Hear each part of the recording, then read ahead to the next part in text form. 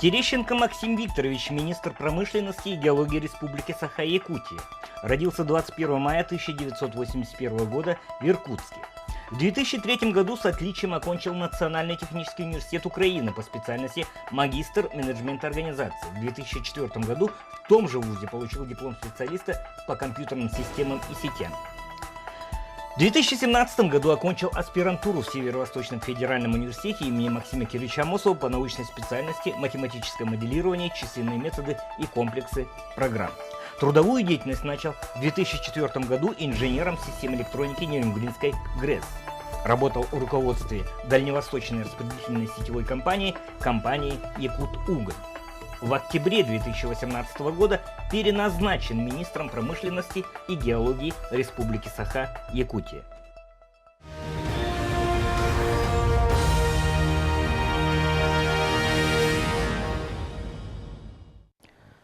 Добрый вечер, дорогие телезрители и подписчики канала Правительство Лайв. Очередной выпуск программы, как обычно, в пятницу 18:15. Мы понимаем, что время такое не очень хорошее, но мы в расчете на то, что наш прямой эфир, который будет размещен на страничке аккаунта Правительства Лайв, увидит гораздо большее количество людей, чем вот прямо сейчас. Но нам обеспечивает еще очень широкую аудиторию телеканал Якутия-24 от Певека до Калининграда. Вот наша аудитория. И сегодня в гостях программы министр промышленности и геологии Республики Саха-Якутия Максим Викторович Терещенко. Добрый вечер уже, Максим Викторович. Ну, насколько я понимаю, еще добрый день, еще работать и работать. Еще добрый день. Вот он, формат руководителя одного из ведущих ведомств республики. То есть 24/7, 365 где-то про вас. Нет. Отдыхать надо немножко. Надо, да, в первую очередь коллективу. То есть все-таки надо думать о людях, которые работают с тобой. Коллектив пусть отдохнет от вас, чем вы от коллектива. Хорошо, замечательно. На самом деле вопросы, которые курирует Министерство промышленности и геологии, я бы даже поменял Министерство геологии и промышленности, да, учитывая значение, скажем, тех иных составляющих, или я не прав? Ну, давайте назвать пока как принято. Пока как принято. Да. Министерство промышленности и геологии. И сегодня будут те вопросы, которые волнуют наших подписчиков, наших зрителей. Я уверен, что очень много будет довольно острых, и Максим Викторович обещает на все вопросы отвечать максимально корректно, открыто и по сути. И, поехали. Можно я добавлю? Да. Я даже предложу тем, кто задаст вопросы, но не сложится в эфир, то есть дать эти ответы после эфира в том числе. После эфира. То есть, если даже после эфира поступят вопросы, я готов на них ответить и после. Отлично. Наши корректоры инстаграм-аккаунта, пожалуйста, добавьте аккаунт Максима Викторовича в комментарии, пусть те зрители, подписчики, которые не получили ответа во время эфира, получат непосредственно от министра.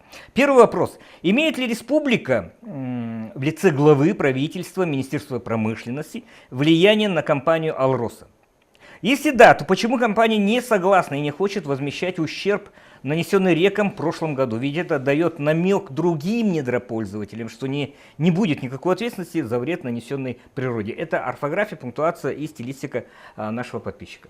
Хорошо, я постараюсь максимально полно ответить на эти вопросы. Первое. Влияние, конечно же, республика имеет, потому что является одним из основных акционеров, то есть государство, в принципе, является в совокупности акций Российской Федерации, республики, муниципальных образований, является акционером крупнейшей алмазодобывающей компании в России, можно говорить, в мире. Момент, связанный с компенсацией, то есть это вполне естественно, все-таки мы живем в рыночных условиях, компания является хозяйственным субъектом, предъявлены определенные требования, обвинения, то есть по которым компания в соответствии с действующим законодательством должна отработать. То есть есть порядок, то есть подано заявление в суд, да, то есть компания отрабатывает, и будет затем после этого решение суда. То есть вот оно, тот момент, от которого следует отталкиваться. Помимо этого, на основании того, что будет принято, компания, я думаю, будет все равно нацелена, то есть она сегодня уже предпринимает с первых дней меры, да, то есть по обеспечению населения чистой водой, по устранению последствий, по принятию, ну, дальнейших мер, да, то есть о недопущении этой ситуации. Поэтому сказать, что компания оказалась в стороне от этого вопроса и не хочет на себя принять, ну, какие-то обязательства, я бы об этом сегодня не стал говорить, об этом говорить, по крайней мере, рано, да, то есть, и, ну, Некорректно. Некорректно, да. Второй момент, третий вернее, да, связанный с тем, что это пример другим недропользователям. Ну, как раз здесь показывается пример, в том числе и ответственного отношения компании. То есть пока еще нет судебного решения, компания уже сегодня выделяет средства на, ну, то есть и на машины выделялось, и на систему очистки и так далее, да, то есть по устранению тех последствий, которые у нас возникли. И вообще во многих вопросах компания является, об этом просто иногда забывают, она является хорошим примером ответственного недропользователя. То есть то участие, которое она принимает в социально-экономическом развитии нашей республики, это более чем достойный пример для других недропользователей. Отлично. Следующий вопрос от нашего подписчика тоже. Могло ли участие в конкурсе «Лидеры России» реально повлиять на то, что вы стали министром? Ну, по-моему, то, что я сегодня сижу с вами здесь, общаюсь на этой позиции, да, то есть это является одним из лучших доказательств. Если, я уж прошу прощения от других подписчиков, если, ну, которые хотят другие вопросы задать, я пару минут этому вопросу тоже уделю.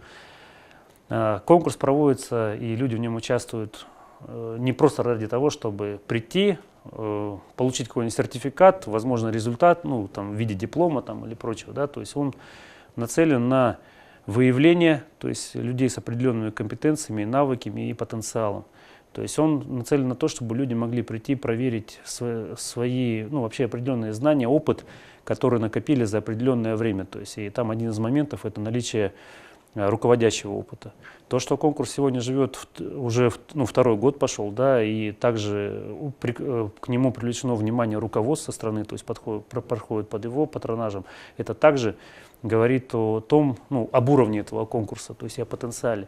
Никто с самого начала, по итогам, ну, во время проведения этого конкурса и до не обещал, что будут предложены какие-то места руководителям.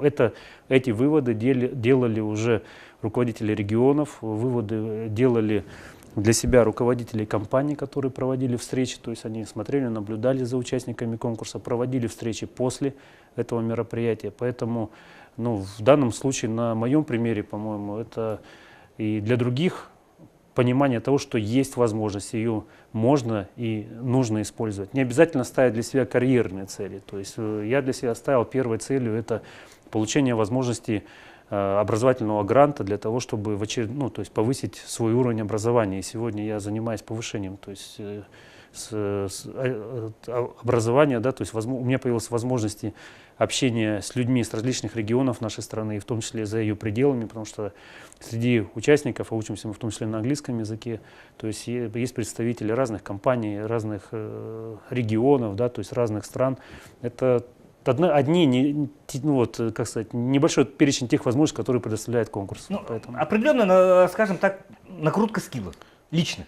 Ну, можно и так сказать. Да, отлично. Следующий вопрос. Все больше и больше вопросов от наших подписчиков. Что ищут геологи в Нюрнбергском улусе и в Мегино-Кангаласском? Они довольно, скажем так, разбросаны географически.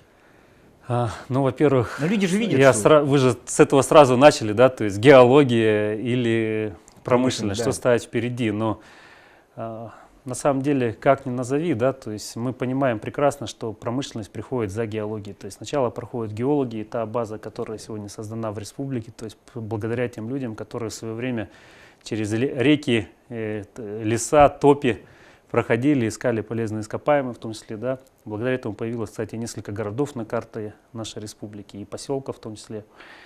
Сегодня проводится ряд геолого-разведочных работ не только в этих улусах, я уже скажу тогда о нескольких, да, то есть нельзя не сказать, ну, например, о западной части нашей республики, там сегодня ведутся активные геолого-разведочные работы по направлениям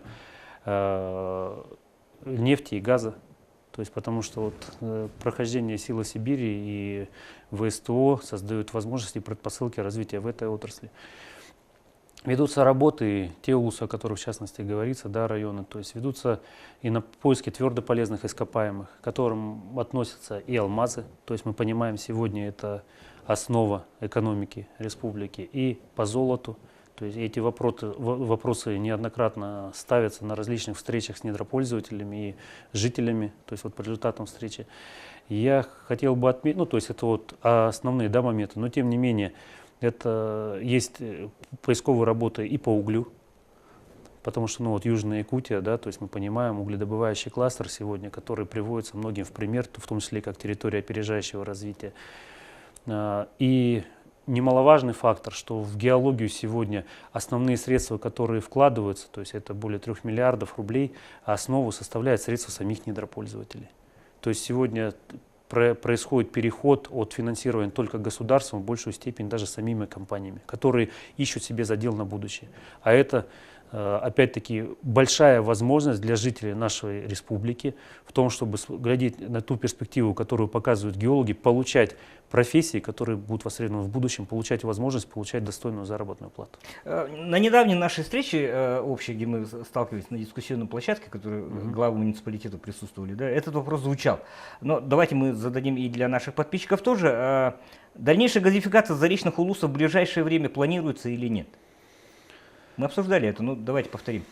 Сжато, кратко. Но тем не менее, не все же, да, смотрели. Да. То есть газификация планируется. То есть все-таки отмечу конкретно здесь, да, то есть мы говорим о селах сейчас Тарат, село Деринг, по которым ведутся сегодня работы.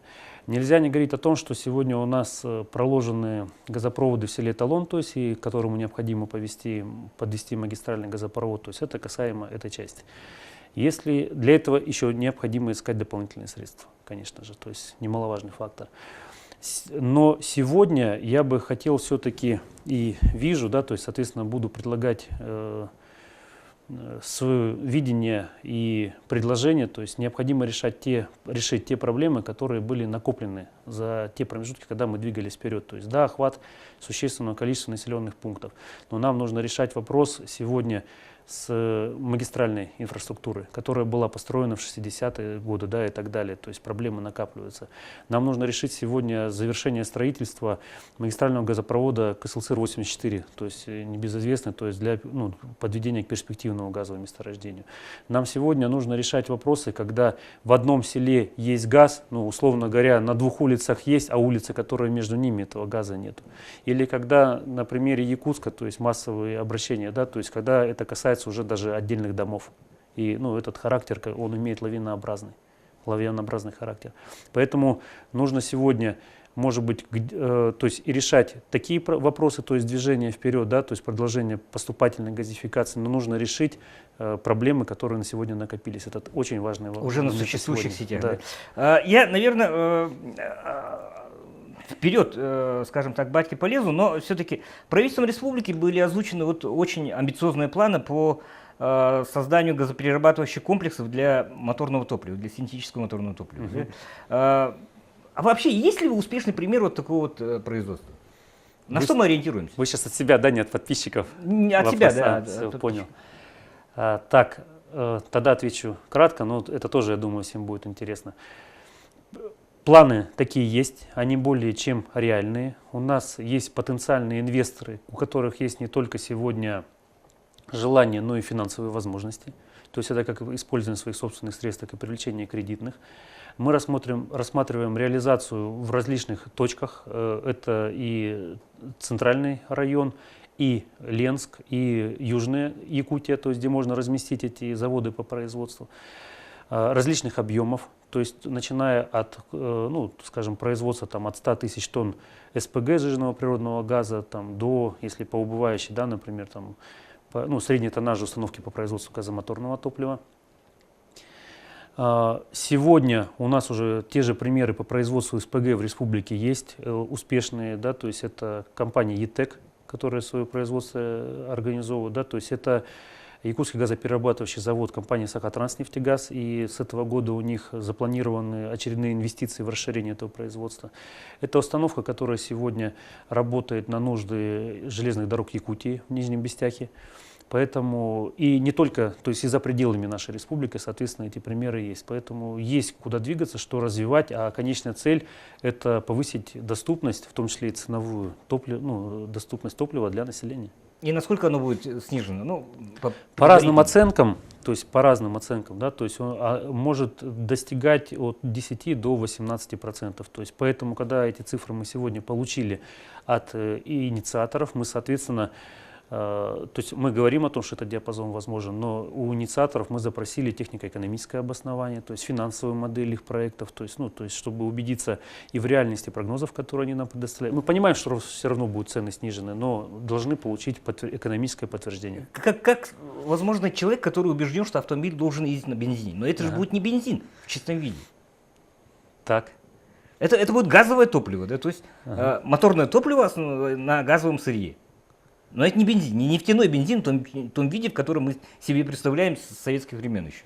Ну, наверное, нормально, что у нас происходит в жизни какие-то изменения, да, то есть вы могли уже бы, на водороде ездить, вы да? сегодня убеждены, да, что должен быть бензин, а, я не знаю, Илона Маска спросите, да, он скажет там на электричестве, там, либо другой альтернативе.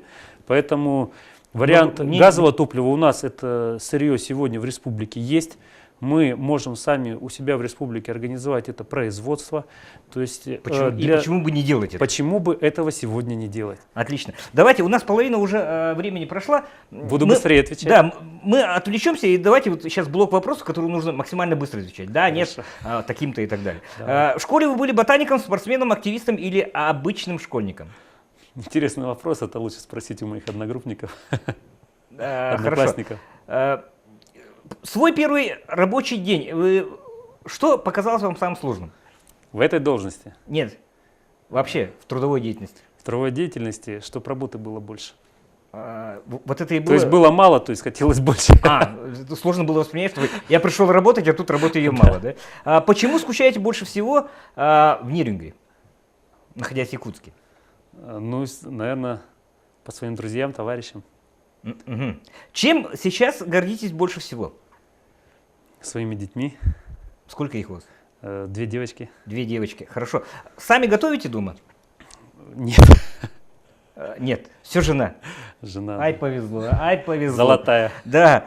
Какой фильм смотрели последний раз? Не помню. Не до фильмов, да, на этой должности. Отлично, так и примем. И... я знаю. Да. Приглашали на «Жар-птицу» посмотреть. «Жар птицы». Да. Это же было сколько? Года 1,5 тому назад. Ну, я смотрел не так давно, да. Ясно. Хорошо, ладно. Закончили с блиц-блоком и идем дальше. Из города Нерюнгри, вот раз коснулись Нерюнгри, да, Нерюнгринский угольный разрез один из старейших в республике. Но какие перспективы все-таки? Мы наконец начали на вопросы наших подписчиков отвечать. Да. Какие перспективы? Разрез Нерюнгринский на сегодня, то есть и компания об этом заявляет везде, вышла на стабильные объемы, то есть связанные с проектными мощностями обогатительной фабрики Нерюнгринской. То есть это объемы переработки до 9 миллионов тонн угля. Эти объемы, то есть при тех либо иных ситуациях, да, то есть планируется получать в течение следующих 10 лет. То есть людям понятно, есть рабочие места и так далее. Да, дальше уже и в течение этого периода будут приниматься последующие решения. Если говорить о перспективах самого города Нерюнгри, то не зря несколько лет назад было принято решение, то есть и о реализации акций, в том числе Якутугля компания «Мечел» зашла, и развитие перспективнейшего направления этой Ильгинского угольного комплекса, и создание территории опережающего развития, в которой занимается угледобычей компания «Колмар». Две этих компании уже на сегодня обеспечивают такие показатели, которые покрывают объемы советского времени. И в дальнейшем только будут увеличены. То есть если рассмотреть только запасы, которым эти компании обладают, «Колмар» там более миллиарда тонн угля, Ильгинский угольный, компания «Мечел» с Ильгой это более 2 миллиардов тонн угля. То есть перспектива, есть понимание, чем будет жить Нерюнгринский район, вся угольная Якутия. И это то, о чем когда-то мечтали, оно уже сегодня становится реальностью. Жить будем. Однозначно. Крик души такой, Максим Викторович. Спасите поселок Кысыл-Сыр от вымирания. Только я понял, с чем связан вопрос, потому что сегодня состоялось совещание у первого заместителя председателя правительства Стручкова Алексея Александровича. с присутствием главы и района, и поселка. То есть там были обозначены проблемы, с которыми сегодня сталкивается поселок. То есть это и жилье, и жилищно-коммунальная сфера, и вопросы образования, и отток специалистов, и участие компаний, которые ведут сегодня на их территории деятельность. Были даны конкретные поручения, то есть и в адрес министерства, ну, то есть в адрес различных министерств, чтобы решать те вопросы, которые сегодня обозначены. Поэтому я надеюсь, вот эта вот активность жителей, да, то есть и мы будем видеть как раз на глазах в самом поселке. Угу. Опять же, ну, дублируются вопросы, но тем не менее, если есть возможность кратко, каким образом правительство планирует снижать цены на нефтепродукты? Ну, я уже озвучил этот момент, да, то есть были попытки, и мы с вами, кстати, обсуждали, потому что и вас он тоже лично волновал, да, то есть о цене. Сегодня, то есть была и заморозка цен предпринята в прошлом году, но вся вот эта совокупность факторов привела в конечном счете к тому, что глава республики поставил задачу, что цену надо снижать, надо организовывать свою газопереработку. Поэтому мы занимаемся этими вопросами. Первое, да. Второе, это перспектива. Министерством промышленности и геологии разработан проект программы по развитию применения газомоторного топлива. Мы ожидаем принятия основной программы Минэнерго Российской Федерации в мае. На ее основании принимаем свою. Поддержку она уже получила в правительстве. Было заседание профильного комитета Илтумен, где тоже была оказана поддержка. Она предполагает софинансирование по различным направлениям. Вот вопрос был, машина должна быть только там на бензине, да?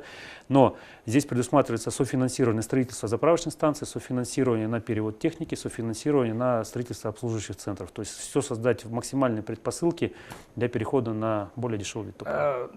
Я ремарочку допущу тут тоже. На самом деле, года 3 тому назад, когда обсуждали варианты тоже комплекса газопереработки, да, но там был, конечная цель была некий такой, субстанция, карбамид называлась, да, или что там, метанол. Реакция людей была очень негативная. Да? А сейчас, когда стоит задача снижения цен на топливо, моторное топливо, я думаю, что большинство населения будет просто поддерживать, и никаких препонов такого эмоционального плана, там, с криками «долой производство» и так далее, не будет. И с этим же связано еще и снижение цены на сам газ для потребителей. То есть, если есть крупное потребление, то, соответственно, и снижается цена. С этим масса факторов связана, и те, которые вы сказали, да, и повышение объемов перекачки позволит нам больше средств направлять на обслуживание газопроводов, то есть на их восстановление, да, то есть, ну и просто повышение уровня надежности и безопасности. Это уровень благосостояния людей, потому что мы говорили о перспективах. Можно понимать, куда идти, ну, направлять своего ребенка, либо самому идти переобучаться и идти действительно на высокооплачиваемую квалифицированную работу. То есть, ну и, соответственно, приходят деньги в бюджет, да, поселения, республики, то есть налоги, это дороги, школы, спортивные сооружения, дома и так далее. Газопереработка даст возможность большему количеству населения ездить на ленд-крузерах. Шутка, но... Пусть сами сделают выбор, на чем ездить. На самом деле, каждая шутка. Что в итоге решили с добычей бивня мамонтов? Это по вашей линии уже сейчас проходит? Все правильно, да, по направлению. Я отмечу, то есть, кто не знает, была принята концепция в прошлом году республики, то есть она была принята при активном участии, вернее, ну, при активном содействии, да, и участии тех участников рынка. То есть, прошу прощения за тавтологию, да, то, что повторяюсь. Поэтому она является рабочей, понятно, куда мы движемся. То есть это, как, ну, сегодня идет обсуждение, это не только ограничительные меры, это создание возможности выведения рынка из тени, из серой зоны, возможности людям, которые живут на земле, живут в арктической зоне, зарабатывать, возможность официально декларировать те доходы, которые они могут, ну и, соответственно, повышение, поскольку они выходят в белую зону. Это возможность, соответственно, привлечения дополнительных средств в этом направлении, организация переработки и так далее, и так далее. Поэтому в этом направлении движемся на создание аукционной площадки для повышения стоимости, то есть, ну, взаимодействие с конечными покупателями и перерабатывающими заводами. Организация косторезных производств у нас здесь, и сегодня уже местные предприниматели активно включаются в эту работу. То есть этот вопрос, он идет, то есть и я призываю, то есть если есть какое-то предложение, и не только по этому вопросу, направлять свои предложения в Министерство промышленности и геологии. То есть, Недавние социальные, скажем так, эксцессы были отчасти, ну не отчасти, по мнению многих аналитиков, вызваны проблемой безработицы в том числе. Да? И здесь нельзя не коснуться блока вопросов, который касается кадровой, то есть участия населения, местного населения в промышленности, и не только в промышленности, может быть, еще и других направлений добывающей отрасли. Да? Что с этим? ну, на сегодня факт приведу по итогам прошлого года. Вот у нас действует программа «Местные кадры в промышленности», ее успешно реализует Государственный комитет занятости населения в сотрудничестве как раз с крупными промышленными предприятиями. Уже трудоустроено 4500 человек. Та высокая планка в 10 тысяч человек трудоустройства за время действия программы, я думаю, она будет достигнута и, скорее всего, перевыполнена. Потому что уже сегодня компании понимают эффективность для себя реализации, да, этой программы и применения у себя ее на предприятиях. Приведу успешные примеры Чурапчинского УЛУСа, то есть когда в удаленном режиме, чтобы для постепенного привыкания людей, которые никогда не работали на производстве, проводилось удаленное обучение, затем они были направлены на подготовку учебно-курсового комбината, а после этого трудоустроены на обогатительную фабрику Нерюнгридская. Да, не все закрепляются, об этом тоже надо прямо говорить, но это нормальная практика и опыт. Постепенно, то есть эти люди начинают привозить заработные платы к себе в район, люди видят, что можно зарабатывать, то есть начинается переем практики. У нас есть сегодня успешные примеры компаний, и те же Алмаза Анабара, да, компания Алроса, Артик Капитал, то есть где очень много, то есть ну, там практически 100% работают местные кадры. Задача сегодня стоит какая? То есть на встречах с любыми компаниями глава, председатель правительства поднимают вопросы о трудоустройстве местных кадров. Компании ставят встречные обращения, да, то есть о соответствии квалификации, подготовки. Поэтому сегодня не так давно проводилась семинар, стратегическая сессия с выбором, то есть был определен пул учебных заведений среднепрофессионального образования. С ними проводилась встреча. Определяли, чтобы они отработали с работодателями, каким профессиям необходимо готовить, какие квалификации у них должны быть. Сегодня глава поставил, в том числе мне, задачу, чтобы преподаватели направлялись на производство, также ознакомились, потому что наших будущих выпускников готовят профессиональные кадры. Должны быть они профессиональными однозначно, то есть без знакомства с производствами это сделать нельзя. Сегодня то есть есть примеры, то есть вот Нижний Бестях через реку, да, то есть или Южно-Якутский технологический колледж. Там сегодня стоит современнейшее оборудование, при работе на котором во время учебы мы получим людей уже не просто на словах, а на деле владеющим оборудованием. И внедрение практики, то есть я за это, то есть моя позиция, да, что с первого курса человек должен приходить на производство, с первого курса. То есть не оттягивать когда-то, там у него будет производственная практика. Я слышу постоянно мнение, что ознакомительная практика, какое производство? Так вот и пусть начинает свою практику с ознакомления с производством, на которое планирует работать. Очень коротко возвращаемся к теме экологии, очень коротко. Золотодобывающие компании наносят вред природе, но при этом получают прибыль достаточно большую. После себя оставляют убитые реки, загаженную землю. А как можно заставить или обязать предприятие вкладывать часть прибыли в восстановление экологии? Хороший вопрос. Это действительно были прецеденты, и не зря принимаются решения, которые нацелены не только на штрафы, и я только буду поддерживать, если значительно, то есть штраф должен соответствовать ущербу, который наносит компания природе. Но, что необходимо отметить, да, о налогах вы сказали. То есть, знаете ли вы, что, например, по итогам 2018 года уровень платежей, которые заплатили золотодобывающие компании, вырос на 10%. И он составляет уже сегодня то есть 3 миллиарда 600 миллионов рублей уплаченных налогов. Это нормально. Рост, да. Далее, то, что работать в этом направлении надо, однозначно. То есть я поэтому, когда и во время отчетов правительства встречи, и так у нас происходит, да, то есть здесь важна активная позиция жителей. Вы увидели, компания нарушает, фотографируйте, документируйте, отправляйте в Министерство экологии для принятия соответствующих решений. То есть для этого есть компетентные органы, которые отслеживают эти моменты. Если говорить об участии компаний, сегодня есть законодательство, которое предъявляет свои требования. То есть вот это соблюдение этого законодательства и необходимо требовать. Угу. И, видимо, завершающий вопрос, на который максимально коротко тоже. Да? Видимо, посмотрели визитку, видели, что вы студенческие свои лучшие годы провели на Украине, в городе Киеве, да, замечательном городе. И ездите ли сейчас на Украину, спрашивают? Ну, к сожалению, не был там несколько лет, по-моему, с 2000... не помню, 12 или 14 года. То есть хотел бы с удовольствием повидать до, скажем, одногруппников. событий, когда Да, до тех событий. все там завертелось и так далее. Да. Спасибо, Максим Викторович, что приняли участие в нашем замечательном эфире. Я думаю, что наши подписчики, у нас есть обещание от министра промышленности. Пишите в посте свои вопросы, которые не успели задать или на которые не получили ответа. И Максим Викторович ответит лично уже после эфира на все вопросы, которые касаются работы его ведомства. Спасибо вам. Спасибо. До новых встреч. Да. Увидимся ровно через неделю. Правительство Лайв.